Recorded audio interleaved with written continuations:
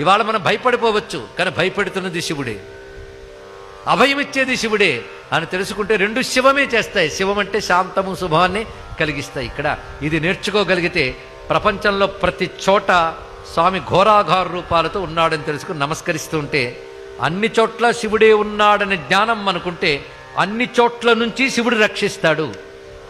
నేను తెలుగులోనే చెప్పాను, మరొక్కసారి చెప్తాను. ఇవి సూత్రంలా గుర్తుపెట్టుకోవాలి. అన్ని చోట్ల శివుడే ఉన్నాడని జ్ఞానం ఉంటే అన్ని చోట్ల నుంచి శివుడు రక్షిస్తాడు, అందులో సందేహం లేదు. కనుక మనకు ఉండవలసిన ఇప్పుడు లక్షణం ఏంటి? ఘోరాఘోరములు రెండు శివుడే అని రోజు అనుకోవాలి. నువ్వు రోజు అనుకోవాలి. రోజు అనుకోవడమే పూజ, మరొకటి కాదు. ఘోరంలో అఘోరంలో శివుడే ఉన్నాడు, శివుడే ఉన్నాడు, శివుడే ఉన్నాడంటే శివుడేమనుకుంటాడు తెలుసా? నా అడ్రస్ వీడికి తెలిసిపోయింది, జాగ్రత్తగా ఉండాలనుకుంటాడు. ఇక్కడ అన్నిట్లో నేనే ఉన్నాను పట్టేశాడు కనుక వీడికి అన్నిట్లోంచి నేను రక్షించక తప్పదు అనుకుంటాడు తెలుసా మీకు?